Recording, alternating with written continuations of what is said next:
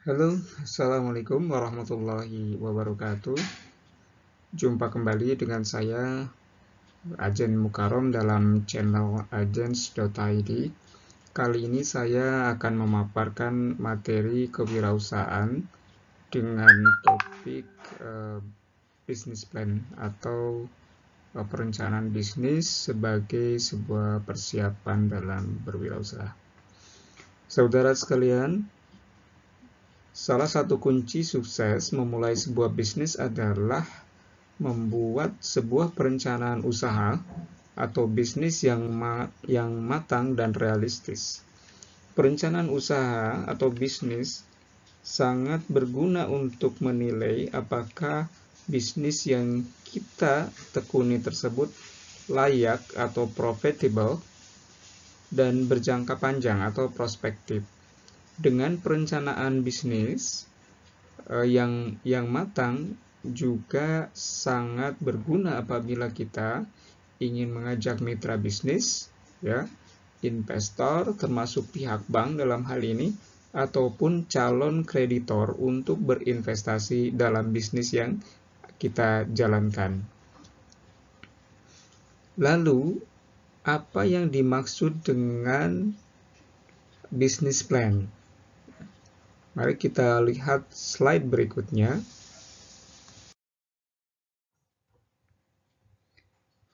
Business plan dapat diartikan sebagai a complete description of business plan before business implementation. Jadi sebuah deskripsi yang sangat lengkap, ya, berkaitan dengan rencana bisnis sebelum bisnis tersebut diimplementasikan atau dijalankan. Dengan kata lain, business plan adalah rancangan penyelenggaraan sebuah bisnis atau sebuah usaha secara menyeluruh, ya, terhadap semua aspek yang dibutuhkan dalam menjalankan usaha tersebut. Dilihat dari sisi fungsinya, business plan dapat difungsikan sebagai proposal untuk pengajuan kredit atau to propose credit application. Dalam hal ini, jika si pihak yang akan menjalankan usaha tersebut membutuhkan sumber permodalan dari pihak eksternal, maka business plan ini dapat dijadikan sebagai salah satu instrumen untuk menjelaskan rencana bisnis yang akan dijalankan. Nah, yang ketiga sebagai feasibility study, ya, atau studi kelayakan, di mana dalam hal ini business plan, ya, dapat dijadikan sebagai instrumen penilaian, ya, bagi para investor, di mana para investor dengan membaca business plan ini dapat melihat bahwa apakah si project bisnis tersebut layak untuk didanai atau tidak, ya. Nah, ada beberapa hal yang harus kita ketahui sebelum menjalankan suatu usaha, yaitu kita harus mengetahui pasar, ya, atau know the market. Nah, peninjauan terhadap aspek pemasaran menempati bagian pertama dalam paparan rencana bisnis yang berkaitan dengan penelaahan aspek fungsional organisasi perusahaan.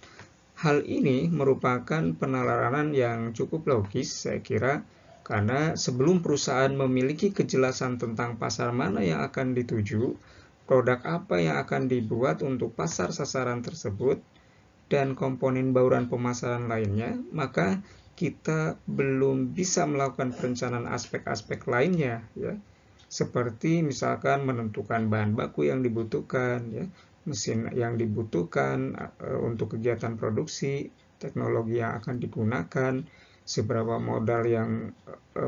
besar modal yang diperlukan, dan berapa banyak sumber daya manusia yang dibutuhkan perusahaan, ya. Nah, adapun tahapannya, yang pertama, melakukan customer analysis, ya. Nah, kenapa kita harus melakukan customer analysis, ya, atau analisa pelanggan? Nah, saudara sekalian, mungkin kita ketahui bahwa produk atau jasa diproduksi oleh perusahaan untuk dipasarkan kepada konsumen. Ya.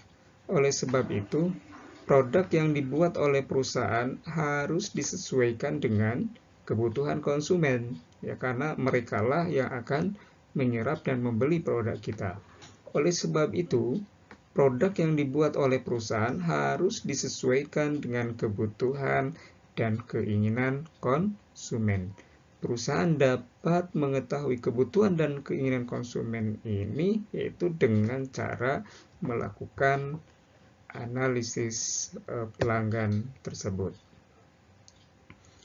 Nah, selanjutnya ya, pemilihan pasar sasaran merupakan konsekuensi lebih lanjut dari adanya identifikasi peluang usaha yang terdapat di lingkungan eksternal perusahaan. Potensi pasar menunjukkan perkiraan jumlah permintaan terhadap suatu produk yang diperoleh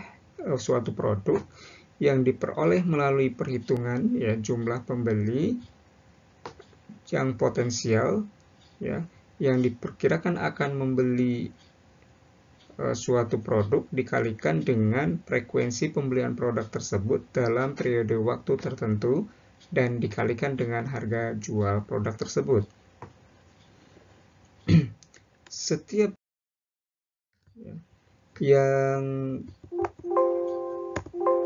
perusahaan yang menawarkan barang dan jasa kepada konsumen ya akan dihadapkan pada pesaing ya, baik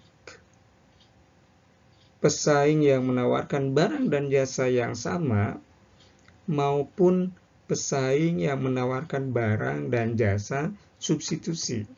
Dalam hal ini yang dimaksud dengan barang dan jasa substitusi adalah barang dan jasa yang ditawarkan oleh pesaing kepada pasar sasaran yang sama, tetapi tidak memiliki kesamaan bentuk dengan barang dan jasa yang ditawarkan oleh perusahaan kita misalkan ya.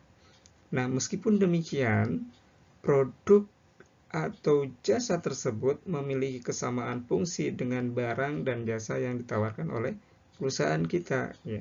Sebagai contoh misalkan, pada saat harga tiket pesawat dari Jakarta ke Padang mengalami penurunan dengan masuknya perusahaan penerbangan baru yang menawarkan harga tiket yang lebih murah pada saat itu dan melayani penerbangan Jakarta-Padang serta sebaliknya, maka banyak konsumen pengguna jasa angkutan bis yang tadinya terbiasa naik bis atau melalui angkutan darat lalu kemudian beralih menggunakan jasa angkutan pesawat atau jasa pesawat.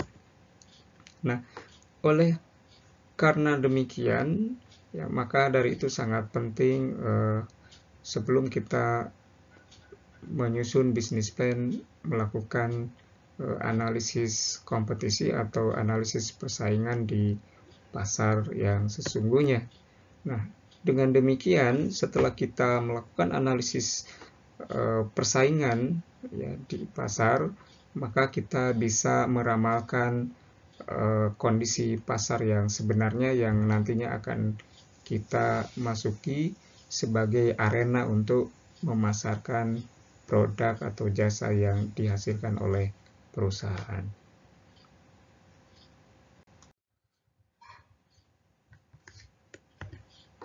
Kemudian ya, di dalam pengenalan pasar kita juga perlu memahami yang namanya marketing stage ya atau tahapan pemasaran ya. Tahapan pemasaran di sini terdapat 8 tahapan ya. Yang pertama adalah tahapan persiapan. Nah, pada tahapan persiapan ini ya, tim sales harus mempersiapkan diri terkait dengan beberapa hal seperti misalkan product knowledge ya. Jadi harus memahami produk yang akan dipasarkan, salesmanship gitu ya, market profile ya, serta trading term dan lain-lain. Tahapan yang kedua adalah melakukan prospecting, yaitu aktivitas untuk mencari calon konsumen potensial untuk diprospek lebih lanjut. Ya, aktivitas ini termasuk juga membagi konsumen menjadi beberapa segmen target. Nah, tahapan yang ketiga, making initial contact, yaitu pada tahapan ini melakukan aktivitas untuk mencari tahu tentang calon konsumen yang menjadi target sasaran pemasaran produk kita.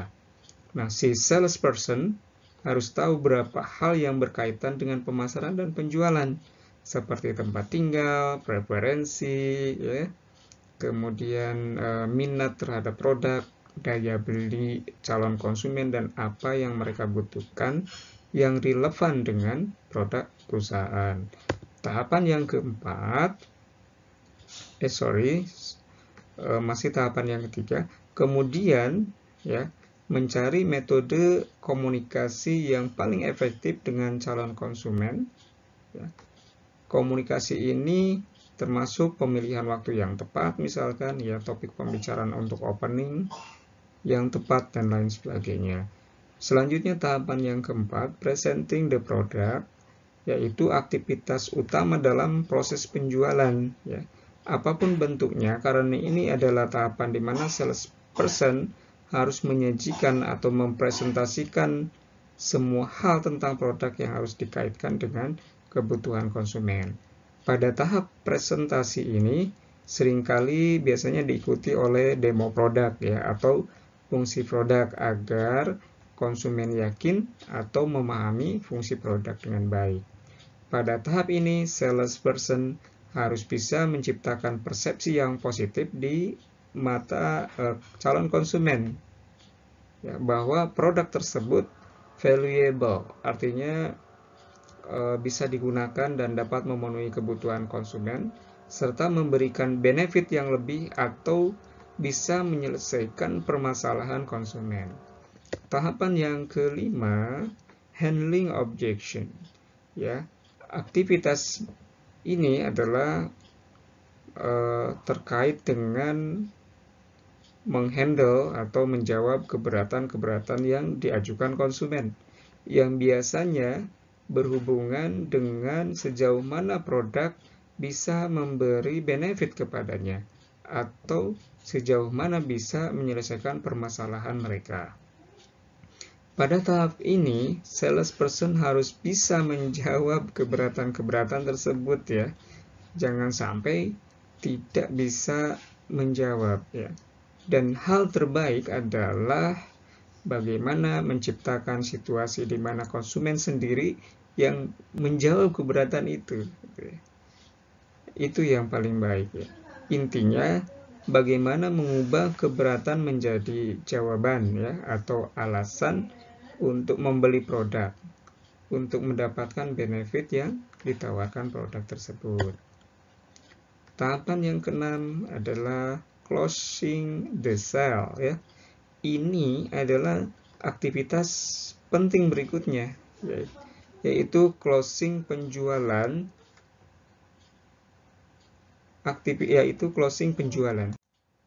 Nah, aktivitas ini menuntut kemampuan khusus dari salesperson untuk membaca sinyal-sinyal bahwa konsumen sudah tertarik dan siap membeli.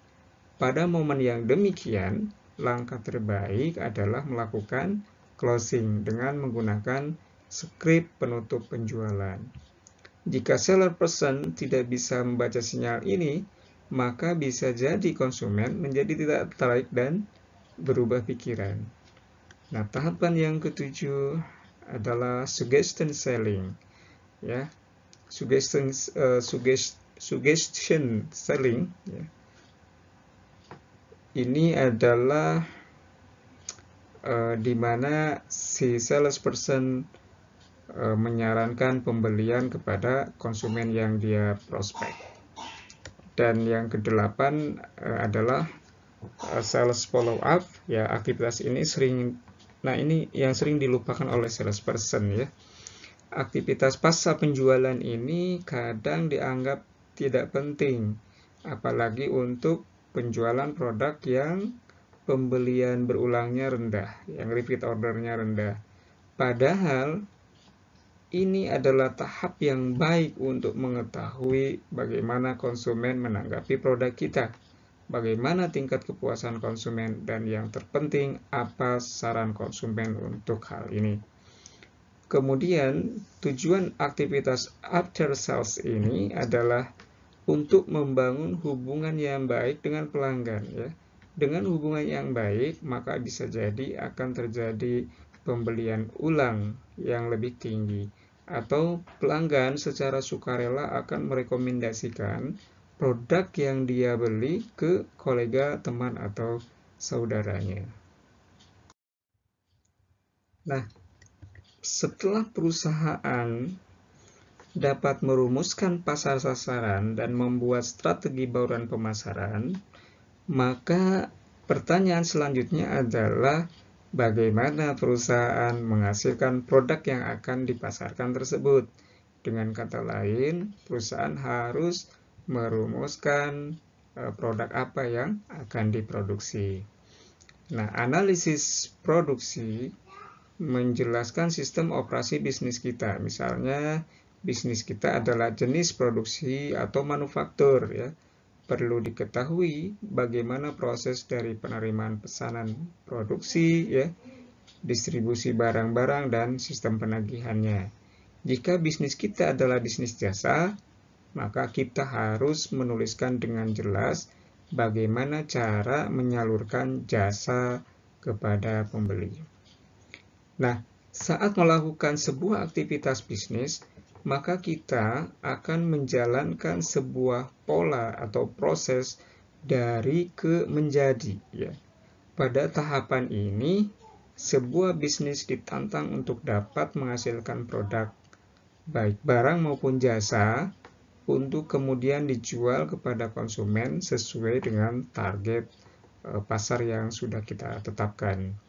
Jika di sistem pemasaran, maka kita berhadapan dengan pembeli, maka di sistem produksi atau operasi, kita akan berhadapan dengan bahan, alat, ya, sistem operasi, ya, material dan sumber daya, serta fasilitas dan peralatan. Ya, di antaranya juga tenaga kerja masuk dalam hal ini. Nah, saudara sekalian, bagi usaha baru, umumnya masih menjalankan bisnis sendiri, ya, tetapi tentunya tahapan proses tidak boleh ada yang dilewati, ya. Misalnya kita akan membuat kue, maka dalam tahapan proses mulai dari bahan baku hingga menjadi kue ya harus dilalui, ya. Kecuali jika bisnis kita adalah menjual kue, jadi lain ceritanya. Maka tahapan produksi akan dikerjakan oleh pelaku lain, ya. Tetapi di tahapan penjualan ada juga proses yang harus disiapkan. Misalnya, mulai menyiapkan peralatan penjualan, aktivitas penjualan, ya, hingga menutup lapak tempat penjualan. Nah, tahap itulah yang perlu dijelaskan dalam business plan. Apa bisnis kita, apa peralatan yang dibutuhkan, berapa orang yang akan membantu, ya, hingga sistem yang harus disiapkan. Umumnya, ya, tahapan ini tidak terlalu rumit, ya, kalau bisnisnya skalanya masih kecil, ya. Tetapi beriring meningkatnya bisnis kita, tahapan produksi atau operasi merupakan salah satu titik kritis, ya, unit usaha yang kita jalankan. Jadi semakin kompleks bisnisnya, semakin besar dan semakin berkembang bisnisnya, maka semakin kompleks juga rencana produksi dan operasi. Secara umum ada 6 poin yang perlu dijelaskan di aspek produksi. Yang pertama, produk dan proses produksi yang meliputi jenis produk, diagram alir produksi, kapasitas produksi. Yang kedua, bahan baku dan bahan pembantu, ya, daftar bahan yang digunakan, sumber bahan baku dan harga. Yang ketiga, tanah, bangunan, ya, utilitas, peralatan, dan kendaraan.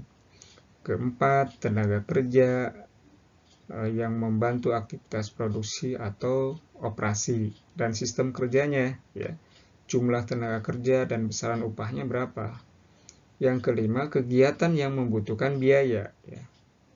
Dan yang keenam, layout atau tata letak tempat produksi. Nah, keenam poin ini dapat dijelaskan secara narasi maupun dalam bentuk tabel. Nanti di dalam bisnis plan-nya ya, cara menuangkannya bisa dinarasikan atau dalam bentuk deskripsi, bisa juga dalam bentuk tabel, atau juga bisa dalam bentuk gambar skematik ya. Selain sebagai panduan dalam menjalankan bisnis, ya, aspek produksi ini juga dapat digunakan untuk mengajukan perizinan.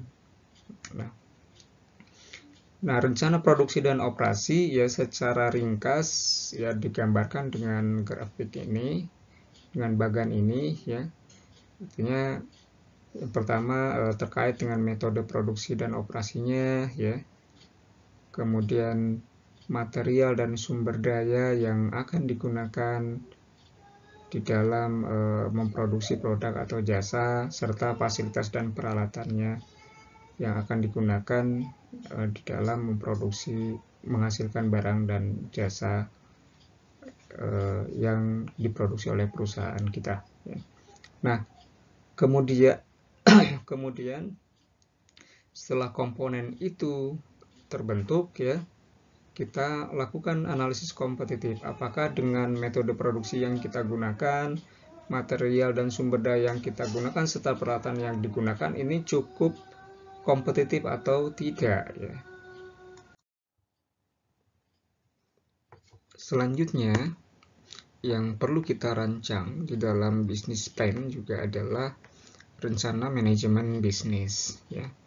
Manajemen bisnis ini adalah suatu kegiatan dalam merancang atau mengelola dan mengoperasikan sebuah usaha atau bisnis yang mencakup semua pengaturan, baik dari dalam proses pengerjaan, pengelolaan, sampai cara mencapai tujuan bisnis yang diinginkan. Nah, dimulai dari fungsi-fungsi operasional yang antara lain masuk dalam fungsi operasional ini adalah planning ya, perencanaan, organizing, pengaturan ya, penempatan, kemudian staffing terkait dengan rekrutmen sumber daya manusia dan juga kualifikasi yang dibutuhkan ya, directing, lalu siapa yang nanti akan memimpin, dan juga controlling atau pengendalian. Lalu dalam rencana bisnis, setelah memaparkan fungsi-fungsi operasional, kemudian juga harus memaparkan ya keterampilan kunci yang dibutuhkan.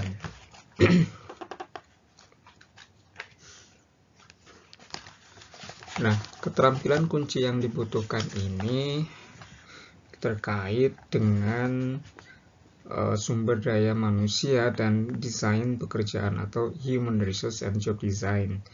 Nah, desain pekerjaan yang tergambar dari muatan pekerjaan atau job content, uraian pekerjaan, job description, tugas yang harus dilaksanakan, wewenang yang dimiliki, serta tanggung jawab dari pemegang jabatan yang akan menentukan persyaratan jabatan dari pemegang jabatan akan menentukan persyaratan jabatan tertentu ya, yang memerlukan kemampuan ya, keahlian atau skills yang terdiri atas keahlian konseptual, ya, keahlian teknis, keahlian bersosialisasi, dan keahlian komputer, serta sikap atau attitude tertentu dari sumber daya manusia yang akan terlibat di kegiatan produksi. Ya. Nah, persyaratan jabatan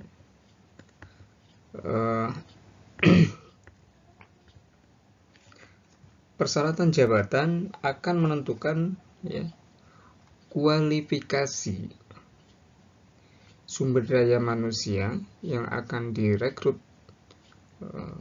oleh perusahaan di satu sisi, dan akan menentukan biaya atau gaji, tunjangan, dan insentif di sisi yang lainnya. Ya, pada umumnya, ya semakin tinggi syarat jabatan yang ditetapkan, ya, maka semakin besar biaya yang harus dikeluarkan perusahaan untuk biaya tenaga kerja tersebut.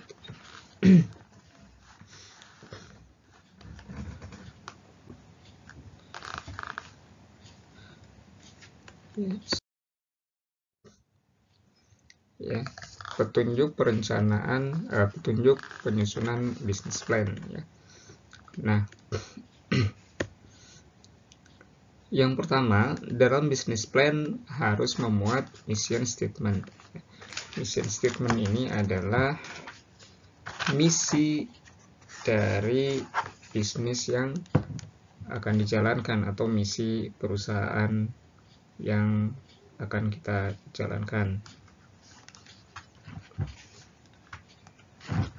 Kemudian yang kedua, the team, ya. Jadi artinya the team ini terkait dengan sumber daya manusia, ya. Siapa saja yang akan terlibat di dalam bisnis tersebut. Lalu siapa menempati apa, ya. Kemudian jabatan yang ditempatinya, ya. Uraian mengenai jumlah personel yang dibutuhkan, spesifikasi yang dibutuhkan oleh masing-masing personel tersebut dilihat dari sisi pengetahuan, keahlian, ya, kemampuan atau pendidikan. Nah, anggaran tenaga kerja yang juga berisi proyeksi kebutuhan tenaga kerja dalam 5 tahun ke depan, ya, setidaknya 5 tahun ke depan. Ya. Nah, biasanya aspek sumber daya manusia ini tidak dibuatkan bagian tersendiri dalam rencana bisnis perusahaan yang akan ditujukan bagi pihak eksternal perusahaan. Nah, sumber daya manusia yang terlibat di dalam perusahaan diwakili oleh manajemen kunci perusahaan yang biasanya dicantumkan di dalam uraian umum perusahaan. Yang ketiga, market summary atau ringkasan pemasaran.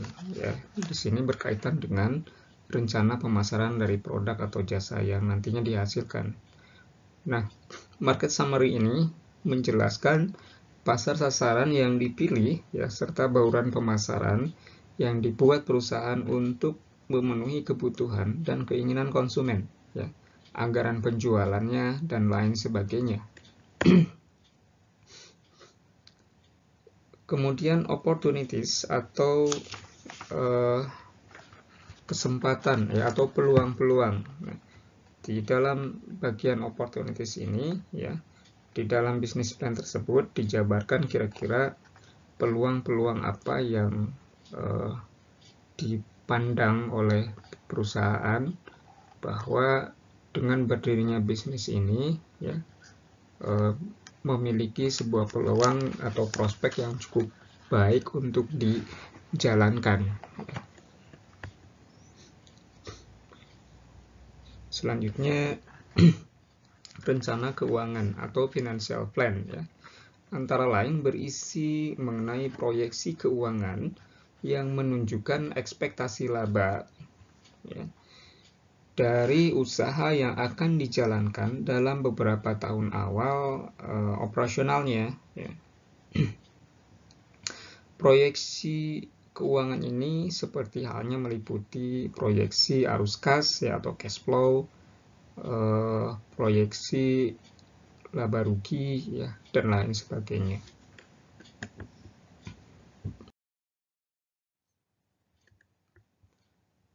Bagian selanjutnya adalah goals and objective.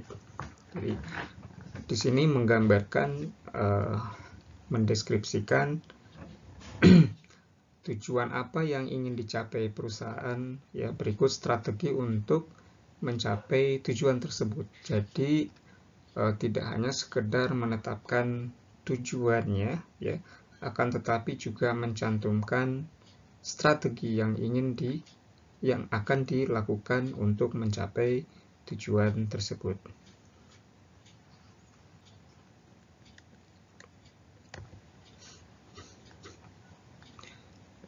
Lalu competition atau analisis bersaing, ya, analisis persaingan. Jadi di sini mendeskripsikan, ya, mengenai bagaimana tingkat kompetisi, ya, berdasarkan hasil analisa sebelum bisnis plan ini dibuat, ya. Tingkat kompetisi dengan produk atau dengan industri yang sama, ya, yang ada di pasar yang akan dimasuki sebagai target pemasaran dari produk yang akan dihasilkan. Jadi dideskripsikan di bagian itu. Kemudian yang selanjutnya bisnis konsep. Nah, konsep bisnisnya seperti apa, ya? Itu juga harus dideskripsikan secara detail.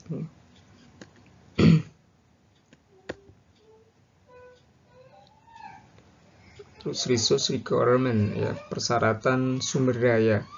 Yang namanya sumber daya, jadi tidak hanya sumber daya manusia saja, gitu ya, tapi juga termasuk sumber daya lain yang mendukung berjalannya kegiatan usaha tersebut. Kemudian risk and reward, ya.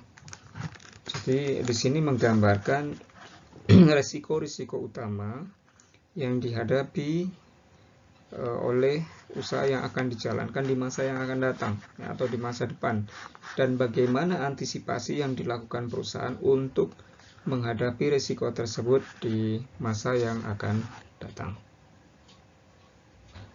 Nah, dan yang terakhir adalah key issue. Di sini pada bagian ini memuat, ya, isu-isu penting, ya, yang berkaitan dengan kondisi usaha pada saat bisnis plan itu akan disusun, atau juga termasuk isu yang berkaitan dengan isu-isu di masa yang akan mempengaruhi terhadap bisnis yang dijalankan di masa yang akan datang.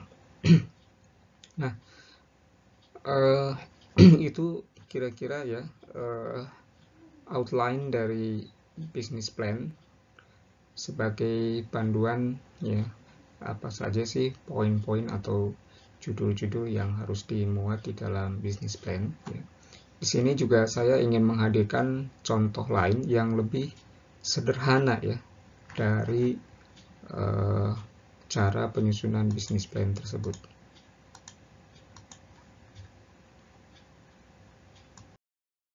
Jadi selanjutnya penilaian lingkungan sebagai untuk persiapan wirausaha, ya. Nah, saudara sekalian, lingkungan bisnis dapat diartikan sebagai segala sesuatu yang mempengaruhi sebuah aktivitas bisnis dalam suatu lembaga, organisasi, atau perusahaan. Nah, faktor lingkungan ini, ya, dapat dibagi menjadi dua kategori, yaitu faktor dari dalam perusahaan dan faktor yang berasal dari luar perusahaan atau disebut dengan lingkungan eksternal. Oleh karena itu, lingkungan bisnis atau lebih dikenal dengan istilah business environment juga diklasifikasikan menjadi dua macam, yaitu lingkungan internal dan lingkungan eksternal. Nah, lingkungan internal atau internal environment merupakan faktor di dalam perusahaan yang dapat mempengaruhi sebuah aktivitas bisnis. Secara sederhana, faktor dalam lingkungan internal ini terdiri dari sumber daya atau bahan baku, ya, atau resource, lalu kapabilitas perusahaan atau capability, dan core competencies atau keahlian utama perusahaan. Nah, lingkungan eksternal atau external environment merupakan faktor di luar perusahaan yang dapat mempengaruhi sebuah aktivitas bisnis. Secara sederhana, faktor dalam lingkungan eksternal terdiri dari threat of new entries, ya, atau ancaman produk serupa, lalu threat of substitute threat of substitute product, ya, ancaman produk pengganti. Di sana ada bargaining power of customer, daya tawar dari pelanggan atau konsumen. Bargaining of power of supplier, daya tawar supplier, serta intensity of competitive rivalry, atau menjawab tantangan pesaing bisnis.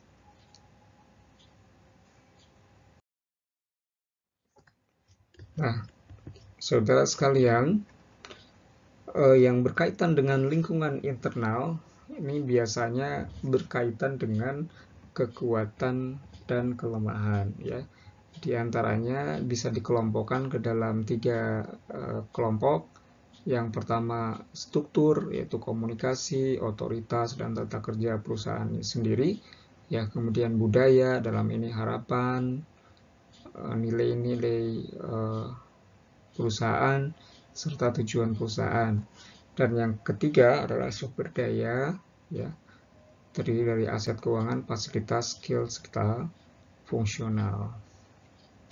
Nah, yang termasuk ke dalam lingkungan eksternal ini berkaitan dengan peluang dan ancaman, ya, dari luar. Di antaranya terdiri dari stakeholders, ya, pemerintah, ya, produsen, masyarakat lokal, kompetitor, pelanggan, kreditor, serikat pekerja, ya, asosiasi, special interest group, ya. Nah, pemantauan terhadap kondisi lingkungan ini merupakan kegiatan yang ditujukan untuk memeriksa kondisi lingkungan luar maupun lingkungan internal suatu kegiatan usaha. Ya, lingkungan luar terdiri dari berbagai kondisi sosial, ya, baik yang bersifat peluang maupun yang dapat menjadi ancaman bagi kegiatan usaha yang terdapat di luar organisasi usaha tersebut, ya. Dan tentunya lingkungan sosial ini tidak dapat dikendalikan oleh perusahaan atau si pengusaha. Nah, kondisi dan konfigurasi sosial variabel ini akan menentukan situasi lingkungan luar yang harus dihadapi oleh kegiatan usaha, ya. Lingkungan luar ini terdiri dari 2 bagian, yaitu lingkungan tugas dan lingkungan sosial itu sendiri, seperti ditunjukkan pada gambar ini. Nah, adapun yang meliputi lingkungan tugas, ya, mencakup elemen-elemen atau kelompok-kelompok yang secara langsung bisa mempengaruhi ataupun dipengaruhi kegiatan utama. Nah, lingkungan tugas mencakup elemen-elemen atau kelompok-kelompok yang secara langsung bisa mempengaruhi ataupun dipengaruhi kegiatan utama organisasi seperti pemegang saham, ya, pemerintah, kelompok khusus, pelanggan, kreditor, masyarakat lokal, asosiasi perdagangan, pesaing, serikat pekerja, serta supplier.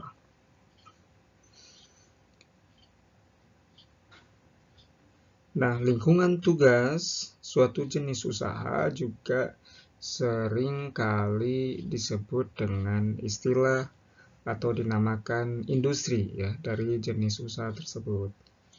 Nah, lingkungan sosial mencakup berbagai kekuatan yang bersifat umum, ya, dan tidak secara langsung berpengaruh terhadap kegiatan jangka pendek perusahaan.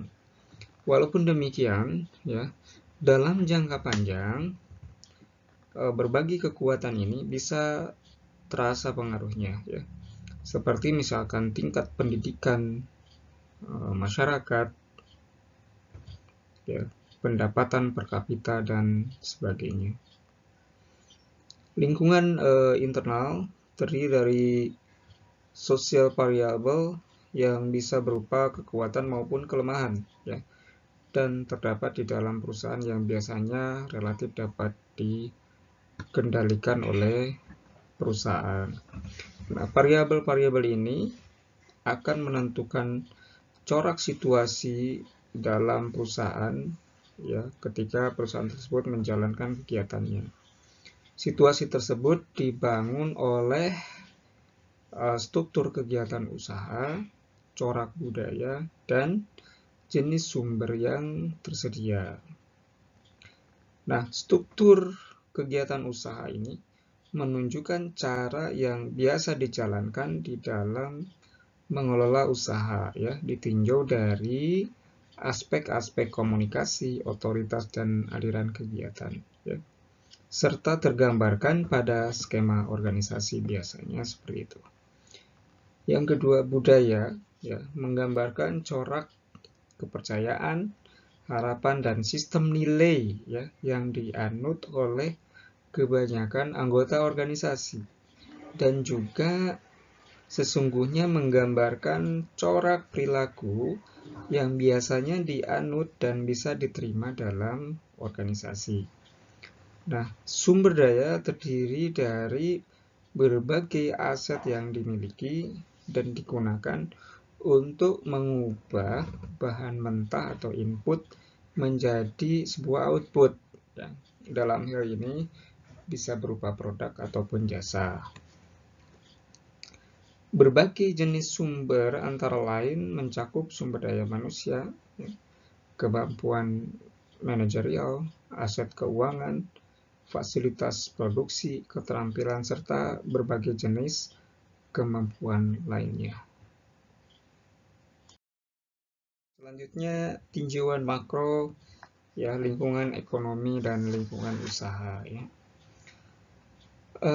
Saudara sekalian, ya, penelaahan terhadap kondisi lingkungan secara makro perlu dilakukan terhadap ya lingkungan ekonomi secara keseluruhan dan kondisi lingkungan usaha dari kegiatan yang dijalankan. Ya. Lingkungan ekonomi, ya, kondisi atau corak dari lingkungan ekonomi ini ya sangat besar sekali pengaruhnya terhadap keberhasilan maupun kegagalan dari suatu usaha yang baru dimulai. Akan tetapi, ya, kenyataan di lapangan menunjukkan bahwa entrepreneur pada umumnya hanya menaruh sedikit perhatian ya terhadap usaha untuk menelaah ya apakah lingkungan ekonomi yang dihadapi sesungguhnya mendukung ataupun merupakan ancaman terhadap usaha yang dijalankannya. Di lapangan ya kerap kali dijumpai pengusaha atau calon pengusaha yang berani menanamkan modalnya tanpa penelaahan lingkungan ekonomi secara memadai terlebih dahulu. Nah, sesungguhnya ya penelaahan yang memadai terhadap kondisi lingkungan ekonomi bisa membantu para pengusaha ataupun calon pengusaha untuk memahami kondisi yang dihadapi agar tidak terjebak pada situasi yang menyulitkan. Ya. Terdapat beberapa pertanyaan penting yang sebaiknya dipelajari apabila pengusaha atau calon pengusaha bermaksud untuk memulai sebuah usaha baru ya, antara lain ya seperti apa kondisi ekonomi negara tempat usaha baru akan dimulai ya. Jangan sampai terjebak seperti sekarang misalkan. Tentu pada saat ini ya kalau kita berinvestasi menanamkan modal di negeri ini adalah ataupun di dunia merupakan saat yang kurang tepat karena kenapa? Lingkungan ekonomi serta kebijakan pemerintah saat ini iklimnya sedang kurang mendukung terhadap iklim investasi karena adanya wabah COVID-19 misalkan. Ya di mana output yang dihasilkan produk maupun jasa sulit sekali untuk bisa dipasarkan ya karena daya beli masyarakat menurun akibat adanya PHK ya, kemudian akibat adanya work from home, jadi masyarakat terus-terusan berada di rumah gitu ya, sehingga aktivitas belanja kebutuhan itu menjadi turun. Ya. Lalu yang menjadi pertanyaan yang kedua adalah seperti apa ya corak atau kondisi pasar tenaga kerja di mana usaha baru akan dijalankan ya. Yang ketiga, apakah suku bunga yang berlaku relatif stabil atau selalu mengalami kenaikan? Nah, ini juga berpengaruh ya. Tentu kalau Anda meminjam dana untuk modal ke bank ataupun investor dengan sistem bunga, ya kalau sistem bunganya tinggi, ya tentu Anda juga harus mengembalikan imbal balik yang sangat tinggi. Ya. Yang keempat, berapa banyak perusahaan-perusahaan sejenis ya, telah berdiri dan di kemudian hari mungkin menjadi saingan ya. Lalu cakupan geografisnya juga ya. Dan selanjutnya cakupan pasar ya.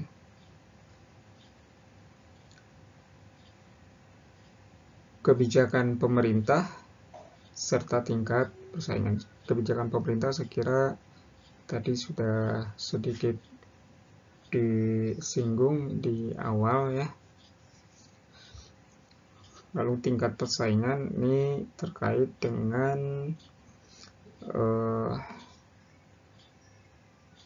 banyaknya perusahaan-perusahaan sejenis yang telah berdiri dan apakah di kemudian hari ya diprediksi bisa menjadi pesaing atau tidak ya.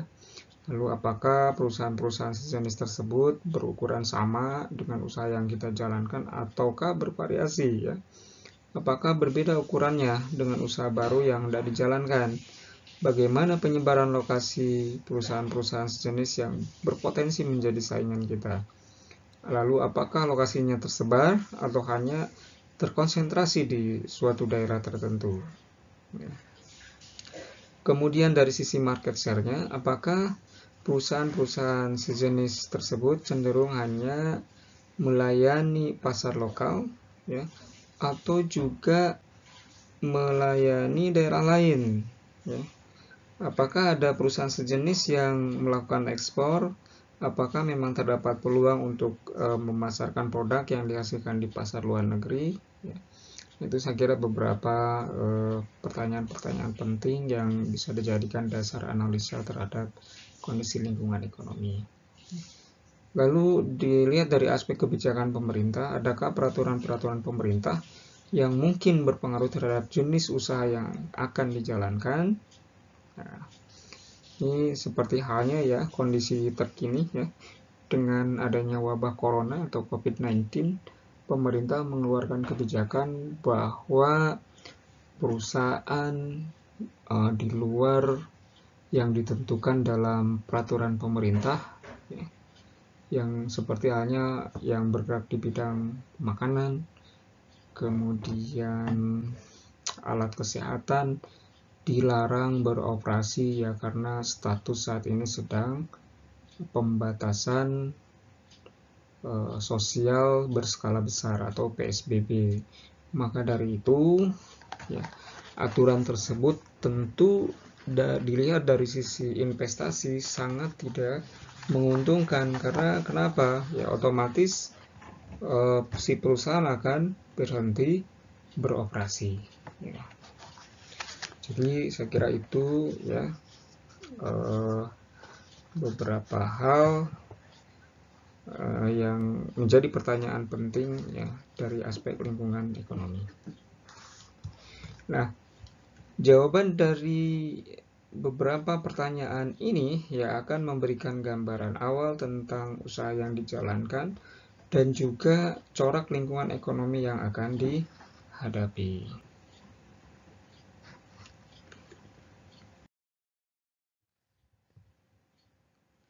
Selanjutnya, sikap dan kemampuan ya. Dalam hal ini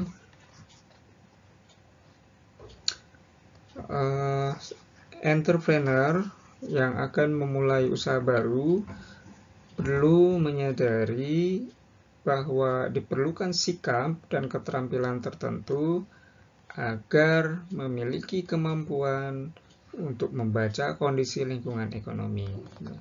Beberapa karakteristik yang dianggap paling penting diantaranya adalah pengusaha atau calon pengusaha perlu memiliki pemahaman yang luas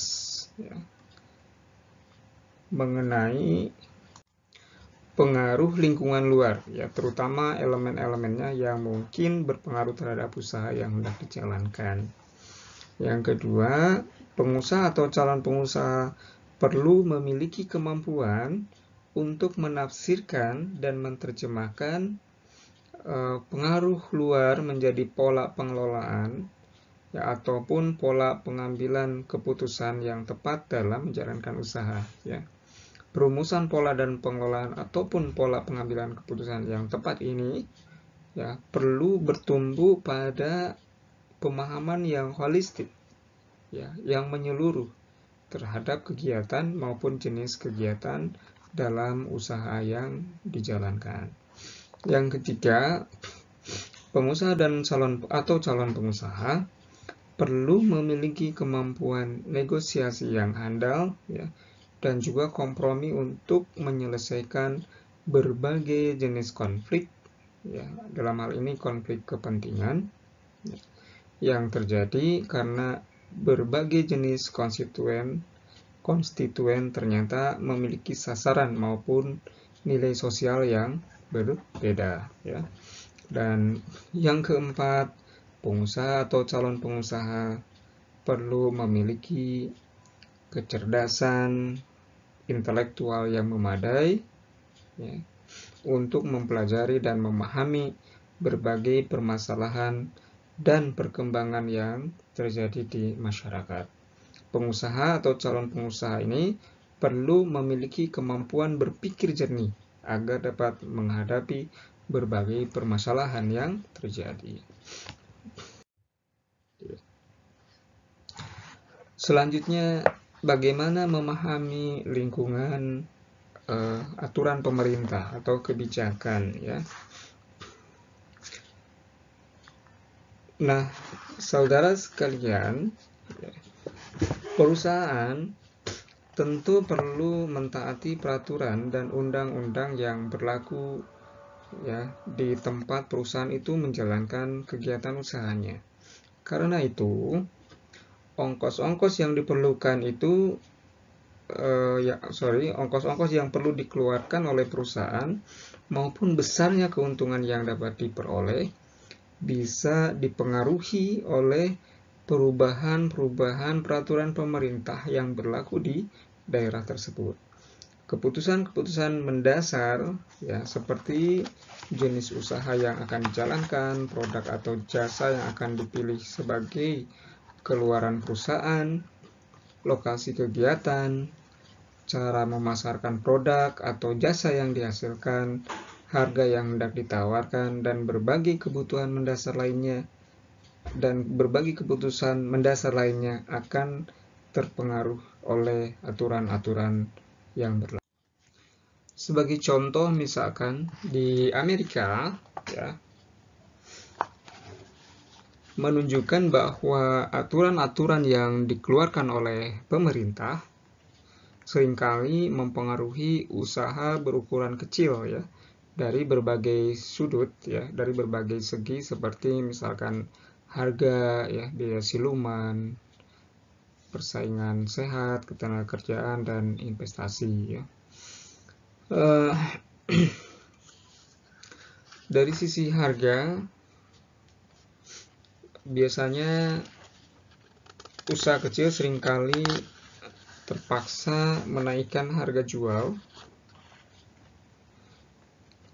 yang dihasilkan dari produk atau jasa yang dihasilkannya untuk mengimbangi kenaikan ongkos yang terjadi karena berusaha mematuhi aturan-aturan pemerintah, misalkan.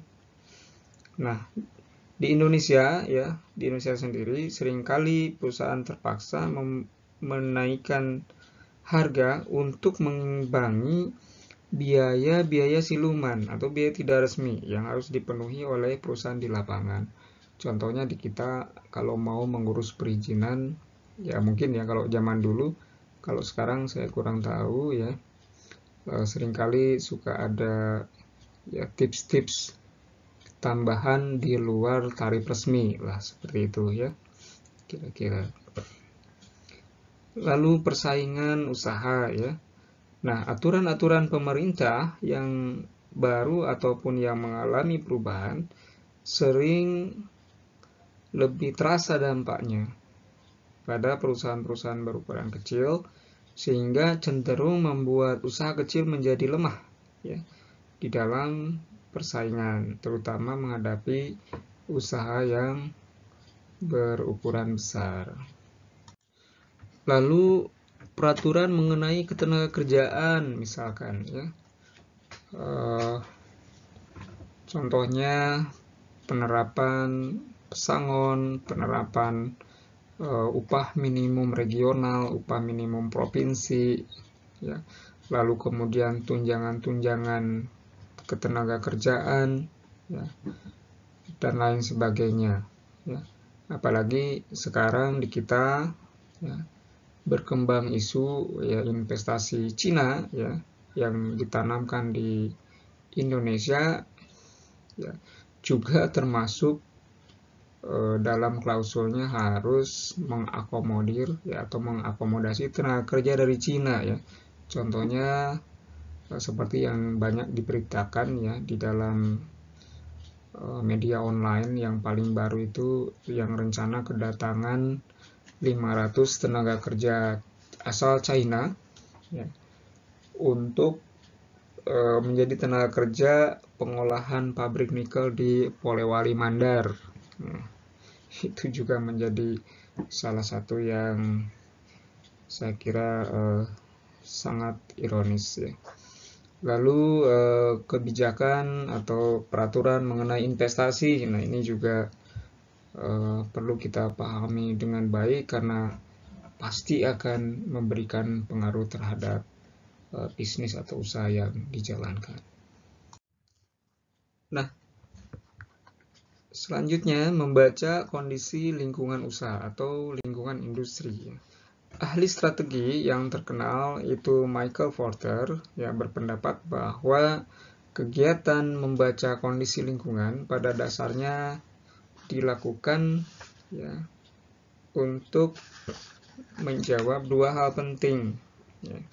Satu, seperti apa karakteristik struktur industri dari jenis usaha yang kita jalankan, bagaimana kemungkinan perubahan yang mungkin bisa terjadi dalam struktur industri tersebut, lalu apakah perubahan tersebut akan membawa peluang sehingga menjadi jenis industri atau usaha yang kita jalankan ini menjadi menarik.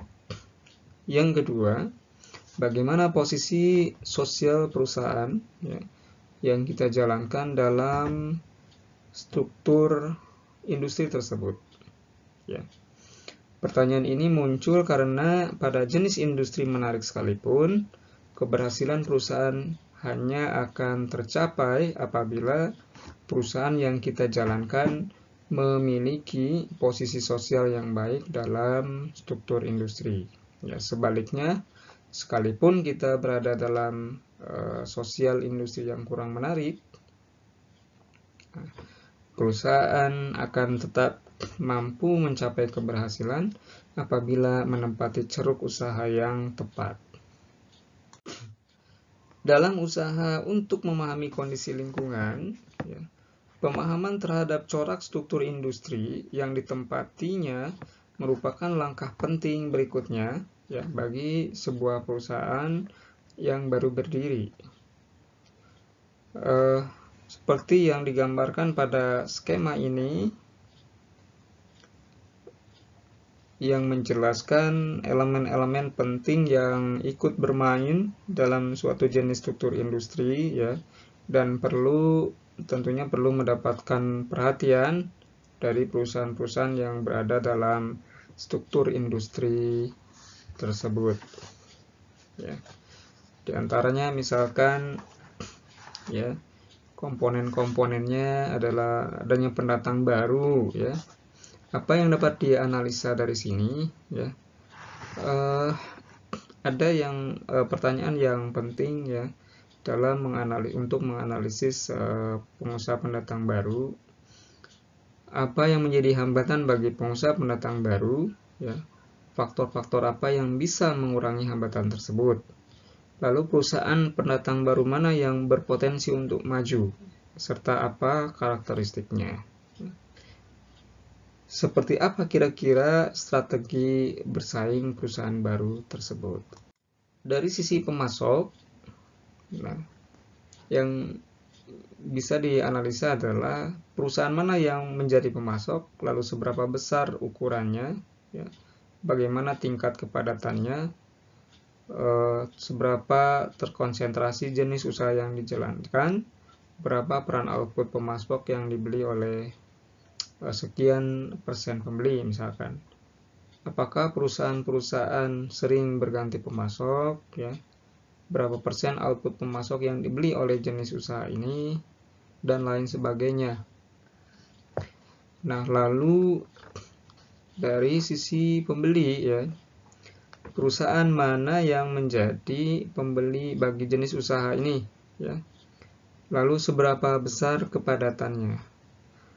Kemudian seberapa cepat tumbuhnya permintaan secara keseluruhan per segmen. Seberapa besar peluang untuk menciptakan pasar atau ceruk pasar yang baru ya. Apa saja yang menjadi ongkos untuk mengubah pemakaian jenis produk. Berapa besar biayanya, lalu seberapa sensitif konsumen terhadap perubahan harga, serta seberapa besar ancaman backward integration atau pembeli yang membuat sendiri produk atau jasa yang dibutuhkan, serta seperti apa posisi tawar pembeli terhadap usaha yang dijalankan. Dari sisi barang substitusi ya, atau barang atau produk atau jasa pengganti, apa yang menjadi substitusi dari produk atau jasa yang dihasilkan ya? Seberapa besar akibat produk substitusi terhadap produk yang ada sekarang ini? Seberapa cepat penetrasi produk atau jasa substitusi? Dan perusahaan mana yang akan menganggap produk atau jasa substitusi tersebut sebagai peluang untuk diversifikasi produk. Dari sisi industri pesaing ya, perusahaan mana yang menjadi pesaing utama saat ini. Nah, itu yang perlu diidentifikasi dan seperti apa karakteristiknya. Seperti apa posisi pesaing dalam persaingan. Apa yang menjadi keunggulan dari pesaing perusahaan kita. Bagaimana cara atau strategi bersaing para pesaing, keunggulan apa yang mereka manfaatkan. Lalu bagaimana corak persaingan ya? Apakah kejam, tenang, diam-diam ya? Lalu bagaimana cara untuk melakukan diferensiasi serta seberapa kompetitif jenis usaha yang kita jalankan. Adakah pesaing yang berusaha mengubah struktur industri? Lalu bagaimana caranya? Nah, kira-kira itulah beberapa hal yang bisa kita analisa dari lingkungan industri atau lingkungan usaha. Nah, sementara itu dilihat dari karakteristiknya ya, ciri-ciri dari industri ini meskipun berlainan dan juga tingkat atau kecepatan perkembangannya berbeda-beda ya, industri baru yang sedang tumbuh biasanya secara umum memiliki karakteristik yang identik ya atau sama ya. Di antaranya adalah adanya ketidakpastian teknologi ya atau technological uncertainty ya. Pada industri yang masih sedang tumbuh, biasanya teknologi yang digunakan juga belum cukup ajak begitu ya, karena relatif masih baru dan juga sedang tumbuh. Jadi belum sepenuhnya dipahami ya konfigurasi produk atau jasa yang paling baik. Dan juga belum sepenuhnya dipahami jenis teknologi yang paling efisien untuk menghasilkan produk atau jasa tersebut. Nah, penggunaan masing-masing jenis teknologi dalam praktek juga belum dikuasai sepenuhnya, ya. Karena itu dalam pertumbuhan industri seringkali terjadi ketidakpastian teknologi. Ciri yang kedua adalah ketidakpastian strategi, ya. Karena tadi teknologinya masih berubah-ubah, maka corak strategi yang digunakan juga masih dalam taraf coba-coba gitu ya, untuk menemukan strategi yang paling baik bagi perusahaan. Nah, pada saat awal pertumbuhan, biasanya perusahaan-perusahaan pada suatu sosial industri yang sedang tumbuh ya akan menggunakan pendekatan atau strategi yang berbeda-beda ya dalam penetapan posisi produk atau jasa yang dihasilkan, dalam penetapan harga ya, dalam penetapan ragam produk, dan juga dalam pemilihan jenis teknologi yang digunakan. Nah, karakteristik selanjutnya ya, pembeli pemula ya. Jadi pembeli produk atau jasa yang dihasilkan oleh industri yang baru tumbuh ya adalah pembeli pemula ya. Mereka merupakan pembeli pertama kali. Karena itu fungsi marketing bertugas untuk mengusahakan agar pembeli bersedia mengganti produk atau jasa dengan produk atau jasa yang dihasilkan perusahaan, atau mengusahakan agar pembeli bersedia mencoba produk atau jasa yang baru yang dihasilkan oleh perusahaan kita. Yang keempat, horizon waktu yang pendek. Pada industri yang baru tumbuh, muncul tekanan untuk menumbuhkan konsumen bagi produk atau jasa yang dihasilkan, ataupun untuk mampu menghasilkan produk atau jasa yang sesuai dengan permintaan pasar. Secara tergesa-gesa dan cenderung lupa untuk melakukan analisa terhadap kondisi masa depan ya. Pemikiran jangka panjang mengenai pertumbuhan perusahaan seringkali diabaikan dalam hal ini. Selanjutnya adalah hambatan untuk masuk ya. Pada industri yang sedang atau baru tumbuh, seringkali terdapat beberapa hambatan untuk masuk bagi pengusaha pendatang baru. Hambatan yang sering muncul pada umumnya berkaitan dengan keterbatasan pengusaha baru pada aspek seperti teknologi, jaringan distribusi, ya, bahan baku, pengalaman, dan pengelolaan risiko.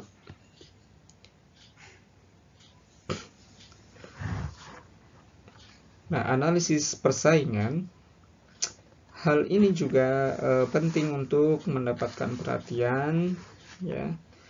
Analisis terhadap kondisi persaingan yang dihadapi perusahaan mencakup pengamatan terhadap jumlah pesaing dan juga kekuatan dari para pesaing yang berada di industri yang sama.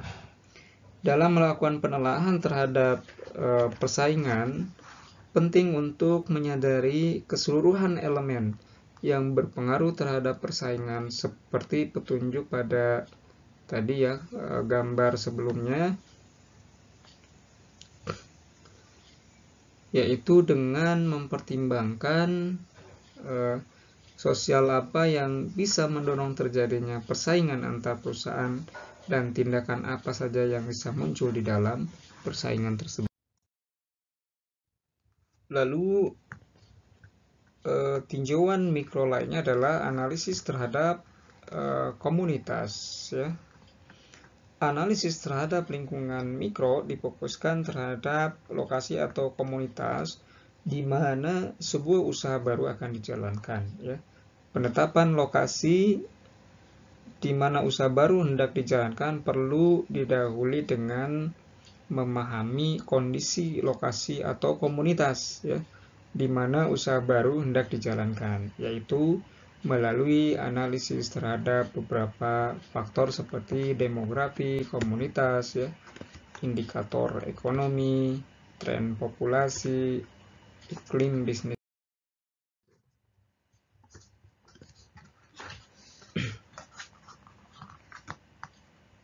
Nah, ukuran kepercayaan dan kepantasannya bisa dilihat dari 5 indikator ini, ya, kedekatan wirausaha dengan masyarakat, dan apakah perusahaan yang didirikan di suatu lokasi memberikan dampak yang khusus atau dampak positif maupun negatif ke masyarakat, kemampuan khusus dalam berhubungan dengan masyarakat, ya, apakah didukung oleh masyarakat, serta apakah ada oposisi di situ, ya, dan juga bagaimana caranya mengurangi konflik dengan masyarakat sekitar. Selanjutnya, mengkaji inkubator bisnis, ya. Nah, saudara sekalian, ya, apa yang dimaksud dengan inkubator bisnis? Sebelum ke situ, ya, izinkan saya memberikan pengantar terlebih dahulu. Nah, inkubator bisnis di Indonesia ini mulai ramai seiring dengan tingginya antusiasme bisnis rintisan, baik yang bergerak di bidang teknologi, ya, hingga inovasi produk variatif. Menjamurnya teknologi startup di Indonesia misalnya diilhami oleh kesuksesan 5 teknologi startup asal Indonesia yang kini berhasil menjadi unicorn, ya, bagi kita sebagai pelaku usaha berupa produk, ya, hingga perusahaan rintisan berbasis teknologi. Inkubator bisnis dapat menjadi bagian penting dalam perjalanan usaha rintisan tersebut.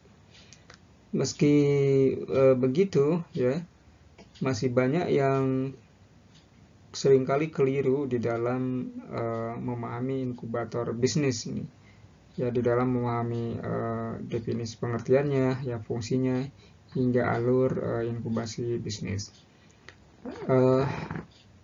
Inkubator bisnis ini adalah lembaga atau perusahaan yang bisa berasal dari berbagai sektor, ya, dengan tujuan membuat sebuah program untuk pengusaha pemula, ya, dan khusus didesain membina perusahaan dalam mempercepat pengembangan bisnisnya. Cara kerja inkubator bisnis dalam mempercepat keberhasilan usaha diterapkan melalui suatu program yang didukung oleh kementerian dan elemen bisnis lainnya, ya. Elemen-elemen tersebut mencakup permodalan, fasilitas kerja, pelatihan, bimbingan, dan sebagainya. Berbagai elemen dan dukungan tersebut dilakukan demi mengarahkan perusahaan berskala kecil atau dikenal dengan sebutan tenan, ya, untuk dapat memiliki organisasi dan manajemen keuangan yang lebih terarah sehingga dapat meraih profit secara lebih cepat dan diharapkan dapat berdiri secara berkelanjutan. Tipe inkubator bisnis dibagi menjadi 4 kelompok. Pertama, sponsor publik, ya, biasanya berasal dari pihak swasta guna membantu mengembangkan potensi jalur wirausaha. Organisasi non-profit atau mungkin dalam hal ini LSM, ya, sponsor pribadi, serta perguruan tinggi atau universitas. Nah, saudara sekalian, ya, fungsi dari inkubator bisnis ini yaitu yang pertama, memberikan akses pengetahuan dan bantuan permodalan, ya. Yang kedua, memperluas jaringan bisnis usaha rintisan Ketiga, mengembangkan strategi pemasaran. 4, mentoring ya, dan pelatihan bisnis dari para pakar. Jadi si usaha rintisan tadi dilatih dan dibimbing gitu ya. Yang kelima, pengenalan etika bisnis. Etika bisnis ini terkait dengan hukum dan lain sebagainya. 6, pengelolaan manajemen investasi. 7, informasi bisnis secara umum ya. Adapun tujuan dari inkubator bisnis ini adalah yang pertama, membuka peluang pengembangan potensi usaha kecil dan menengah. Yang kedua, komersialisasi usaha kecil dan hasil riset. Ketiga, menopang pendanaan bagi usaha rintisan. Selanjutnya, ya, memahami pasar. Pasar adalah sekelompok konsumen atau calon konsumen yang potensial yang kebutuhannya belum terpenuhi, tapi mereka memiliki daya beli. Ya. Usaha baru hanya bisa bertahan hidup apabila memang tersedia pasar bagi produk atau jasa yang dihasilkannya. Ya. Karena itu, para entrepreneur ya perlu mempersiapkan diri, yaitu dengan melakukan analisis terhadap pasar agar dapat memilih sasaran pemasaran yang tepat.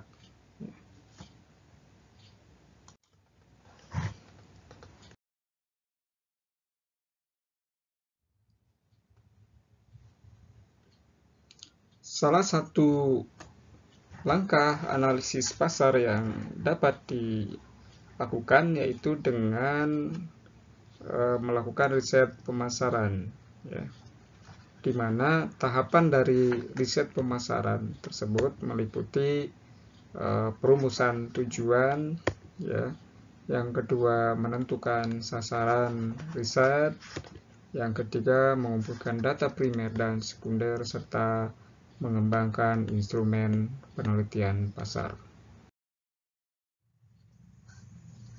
Kuesioner merupakan instrumen dasar untuk mengarahkan peneliti maupun responden dalam suatu riset pemasaran, ya.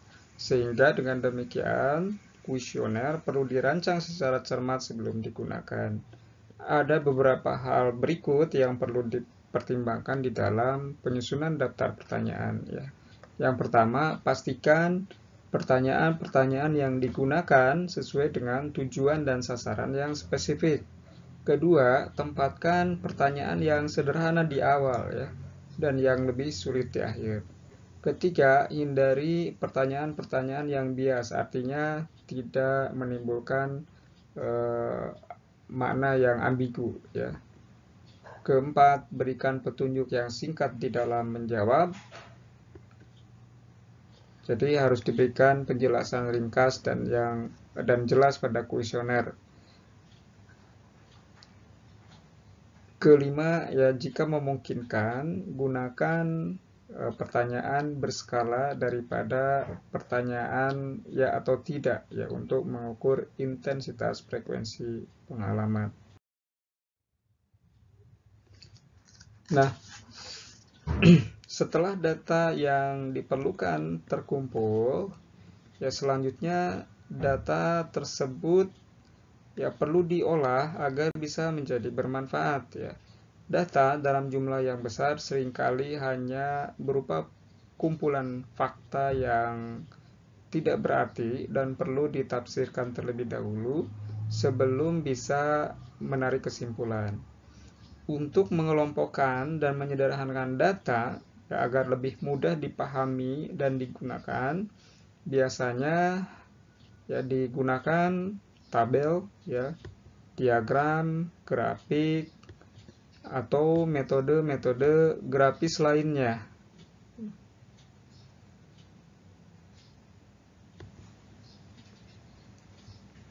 Besaran-besaran statistik seperti harga rata-rata, ya, atau mean, median, modus, simpang baku, ya, simpangan baku, ya, atau galat seringkali sangat bermanfaat pada tahapan ini.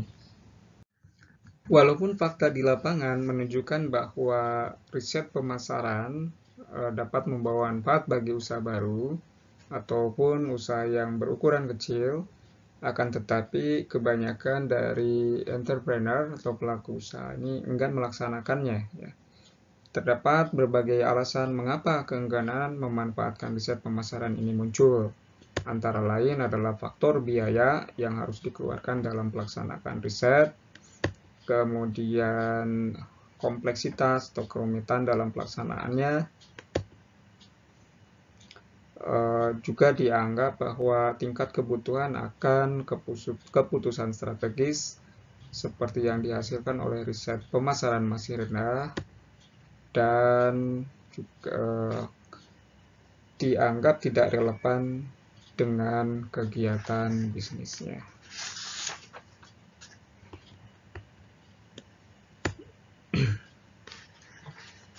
Nah,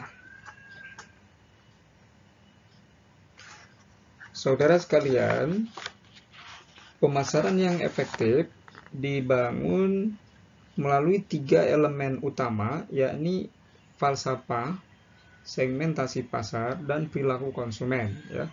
Sebuah perusahaan baru perlu mengintegrasikan ketiga elemen tersebut dalam pengembangan konsep pemasarannya maupun dalam memutuskan pilihan pendekatan yang akan digunakan untuk menaklukkan pasar. Ya.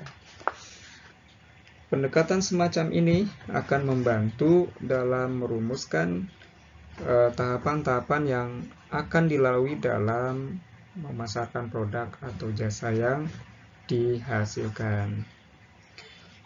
Nah, falsafah pemasaran yang dianut biasanya terdapat 3 jenis, ya, yang biasa dianut oleh usaha yang relatif baru, yaitu pemasaran yang dikendalikan oleh produksi atau production driven, lalu pemasaran yang dikendalikan oleh penjualan atau sales driven, dan pemasaran yang dikendalikan oleh konsumen atau consumer driven.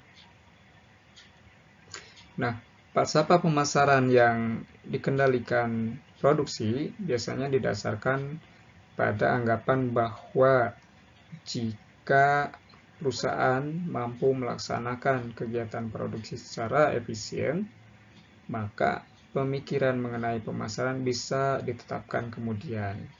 Produksi mendapat perhatian utama dari perusahaan, ya, sementara perhatian terhadap pemasaran akan mengikuti kondisi yang terjadi pada produksi. Falsafah pemasaran ini biasanya dijalankan oleh usaha baru yang menghasilkan keluaran berteknologi tinggi atau berteknologi mutakhir. Nah, sementara lainnya, ya, falsafah pemasaran yang dikendalikan oleh penjualan atau sales driven berfokus pada penjualan dan iklan, ya, yang dimaksudkan untuk membujuk konsumen agar membeli produk atau jasa yang dihasilkan perusahaan. Ya, jika terdapat persediaan produk atau jasa yang berlebihan, maka biasanya falsafah sejenis ini yang digunakan, ya, seperti yang biasa dianut oleh dealer mobil biasanya. Yang ketiga, falsafah pemasaran yang dikendalikan oleh konsumen. Biasanya didasarkan pada studi yang berusaha menemukan preferensi, keinginan, dan kebutuhan konsumen sebelum produksi benar-benar dilaksanakan. Dengan demikian, produk atau jasa yang dihasilkan betul-betul disesuaikan dengan kebutuhan konsumen. Dengan demikian, riset pemasaran memegang peranan penting untuk lebih memahami di mana dan siapa yang merupakan pasar bagi perusahaan, ya, dan juga bagaimana strategi yang sesuai untuk memanfaatkan pasar tersebut. Dari ketiga jenis falsafah pemasaran tadi, pendekatan yang didasarkan pada konsumen biasanya merupakan yang paling efektif. Ada 3 faktor utama yang mempengaruhi pilihan falsafah pemasaran yang dianut oleh sebuah perusahaan. Yang pertama, adanya tekanan persaingan. Kedua, latar belakang wirausaha. Dan 3, fokus jangka pendek. Nah, intensitas persaingan seringkali memaksa perusahaan untuk mengadopsi falsafah baru. Contohnya, persaingan yang kuat akan membuat banyak entrepreneur mencoba mengembangkan pemasaran yang berorientasi kepada konsumen, dengan tujuan agar memiliki kelebihan dibanding para pesaingnya. Sebaliknya, tingkat persaingan yang rendah cenderung membuat entrepreneur tetap menganut falsafah pemasaran yang didominasi produksi, karena mereka meyakini bahwa apa yang dihasilkan akan dapat dijual. Faktor yang kedua, latar belakang wirausaha. Jenis keterampilan dan kemampuan para entrepreneur sangatlah beragam. Sebagian memiliki latar belakang di bidang pemasaran, sedangkan sebagian lainnya justru dibesarkan pada aspek produksi. Nah, latar belakang yang dimiliki ini akan berpengaruh terhadap pilihan falsafah pemasaran yang dianut. Yang ketiga, pandangan jangka pendek. Seringkali falsafah yang berorientasi pemasaran lebih diminati karena pemikiran jangka pendek yang menganggap bahwa terjadinya penumpukan produk merupakan hal yang jelek, sehingga muncul dorongan untuk segera bisa menjual produk tersebut. Pendekatan seperti ini memang bisa meningkatkan volume penjualan, sehingga banyak entrepreneur cenderung tertarik untuk menggunakannya. Tetapi seringkali permasalahannya adalah bersifat seperti banting harga gitu, dan mengabaikan preferensi konsumen, sehingga dalam jangka panjang cenderung akan merugikan. Nah, salah satu dari ketiga falsafah pemasaran ini bisa mendorong usaha baru untuk meraih keberhasilan. Tetapi penting untuk diperhatikan bahwa dalam jangka panjang, falsafah pemasaran yang berorientasi konsumen biasanya merupakan yang paling berhasil. Pendekatan ini berfokus pada kebutuhan, preferensi, dan juga kepuasan konsumen, sehingga bisa sesuai bagi pengguna produk atau jasa yang ditawarkan. Perusahaan yang tumbuh akan melewati 4 tahapan pemasaran yang sifatnya berlainan, yaitu tahap 1 entrepreneurial marketing, di mana pada tahapan ini menggunakan strategi berupa pengembangan atau usaha untuk menemukan ceruk pasar dengan tujuan agar perusahaan mendapatkan tempat yang relatif mudah guna memasarkan hasil produksinya, dan sasaran yang hendak dicapai adalah mendapat kepercayaan pasar. Tahap yang kedua, opportunistic marketing. Tahap ini ditandai oleh strategi penetrasi pasar, yang bertujuan meningkatkan volume penjualan. Peningkatan volume penjualan seringkali menuntut perusahaan untuk menjual produk atau jasa yang dihasilkan dengan harga yang lebih rendah dari para pesaingnya, sehingga keberhasilan ditentukan oleh kemampuan untuk membuat kegiatan produksi menjadi lebih ekonomis. Tahap yang ketiga, responsive marketing. Pada tahap ini diusahakan untuk mengembangkan pasangan produk pasar dan mengusahakan agar konsumen puas terhadap produk atau jasa yang dihasilkan perusahaan. Keberhasilan kegiatan ini seringkali harus bertumpu pada kesempurnaan koordinasi antara fungsi-fungsi perusahaan. Dan tahapan yang terakhir, yang keempat, adalah diversified marketing. Pada tahapan ini, kegiatan difokuskan pada usaha untuk mengembangkan jenis usaha baru dan usaha untuk menyesuaikan corak kegiatan terhadap daur hidup produk. Setiap tahapan dalam daur hidup produk ternyata menuntut corak kegiatan perusahaan tertentu, sehingga perlu ditafsirkan secara tepat. Karena itu, pada tahapan ini, seringkali keberhasilan dapat ditentukan oleh entrepreneurship dan kemampuan perusahaan untuk mengembangkan inovasi yang tepat dan sesuai dengan tahapan daur hidup produk yang sedang dilalui. Dengan demikian, dapat disimpulkan bahwa tahapan-tahapan pemasaran ini berkembang sesuai dengan pertumbuhan usaha yang dijalankan. Pertumbuhan perusahaan ternyata berpengaruh terhadap cara pemasaran yang dijalankan.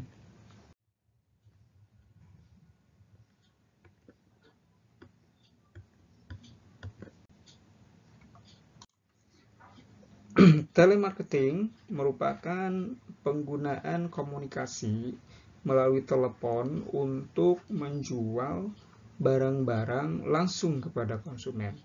Telemarketing ini merupakan cara yang relatif mudah untuk dimanfaatkan oleh entrepreneur. Ya. Penggunaan telemarketing semakin meningkat sehingga akhirnya berkembang sistem telemarketing otomatis yang memungkinkan jangkauan yang lebih luas. Adapun kerugian dari telemarketing adalah biasanya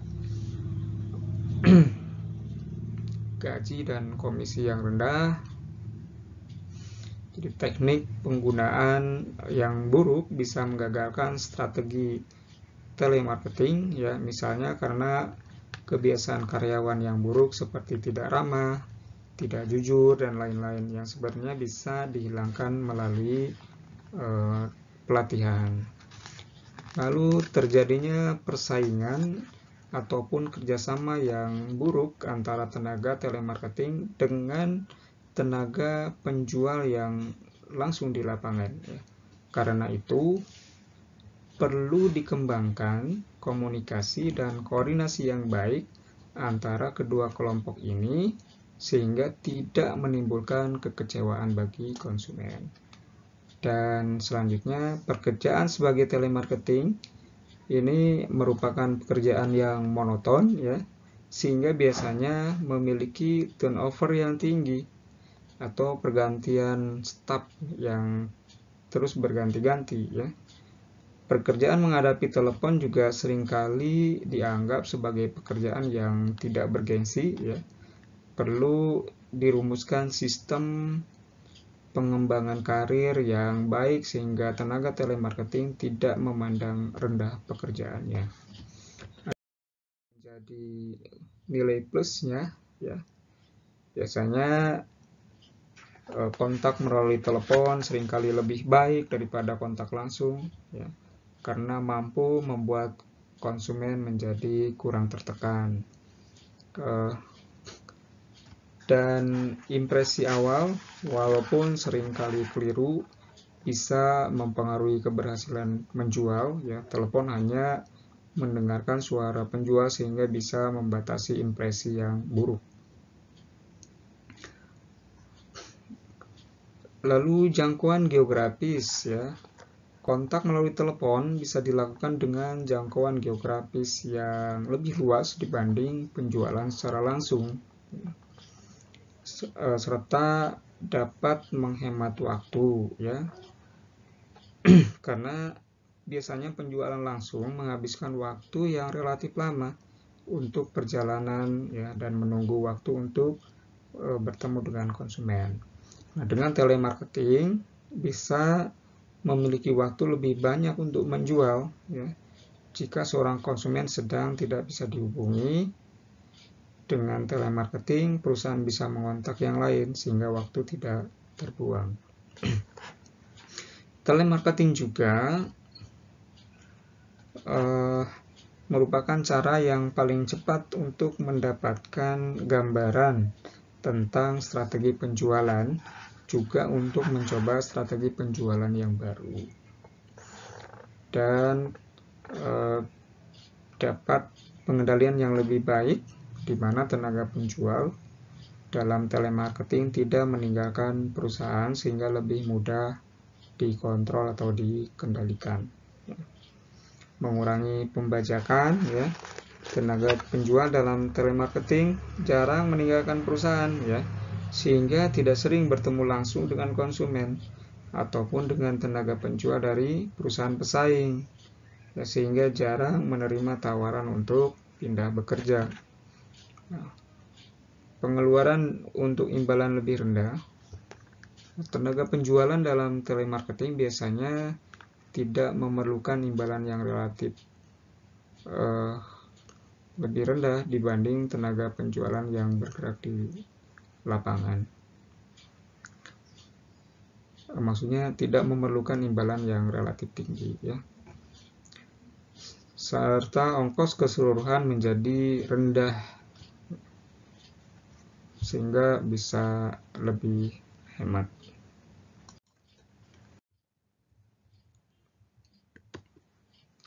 Nah, saudara sekalian, internet bagi wirausaha, seberapa penting keberadaan internet bagi seorang wirausaha? Nah, perlu dipahami bahwa internet bisa membantu strategi pemasaran sebuah perusahaan baru melalui berbagai cara, ya. Internet bisa membantu perusahaan baru untuk meningkatkan kehadirannya di pasar. Situs internet ataupun merek produk yang dihasilkan memberi peluang untuk mengkomunikasikan misi dan sejarah perusahaan atau produk yang dihasilkan. Selain itu, perusahaan juga mendapat kesempatan untuk memperkenalkan bauran pemasaran yang dihasilkan, ya. Saya kira beberapa poin yang merupakan manfaat dari internet bagi wirausaha bisa Anda baca di poin-poin ini. Oke, demikian kuliah kali ini atau materi kali ini yang bisa saya sampaikan. Semoga bermanfaat. Jangan lupa untuk like dan subscribe video ini, ya, dan di-share jika Anda rasa video ini bermanfaat. Terima kasih. Salam jumpa di kesempatan berikutnya. Assalamualaikum warahmatullahi wabarakatuh.